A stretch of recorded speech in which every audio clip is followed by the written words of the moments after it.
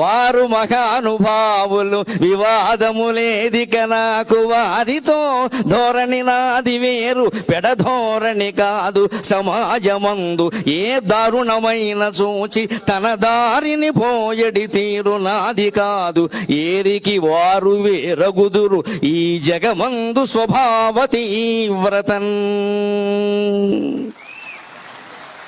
విశ్వామిత్రుడు వశిష్ఠుడు ఇద్దరు మహర్షులే, ఇద్దరు బ్రహ్మర్షులే. కానీ వారిది వశిష్ఠ గోత్రం, నాది విశ్వామిత్ర గోత్రం, కొంచెం తేడా ఉంటుంది. మా గోత్రమే కౌశికస గోత్రం. పైగా వారు ప్రవచన చక్రవర్తి, నా బిరుదం ప్రవచన కిరీటి. నేను బాణాలు వేస్తాను. కిరీటి అంటే బాణాలు వేస్తాడు. అంచేత నాకు ప్రవచన కిరీటి అని బిరుదం, వారికి ప్రవచన చక్రవర్తి అని బిరుదం. నిస్సందేహంగా చక్రవర్తి వారే ధర్మరాజు, నేనే అర్జునుడిని.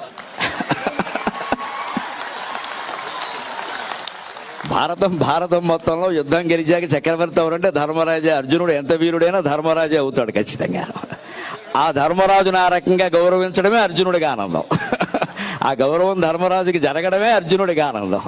అందుకని వారు ప్రవచన చక్రవర్తి, నేను ఎప్పుడు ప్రవచన కిరీటిని. ఈ రకంగానే తెలుగునాట 2 రాష్ట్రాల్లోనూ ప్రవచనం ఒక ప్రభంజనమై చైతన్యాన్ని నింపాలి అనేది నా ఆశ పూర్తిగాను.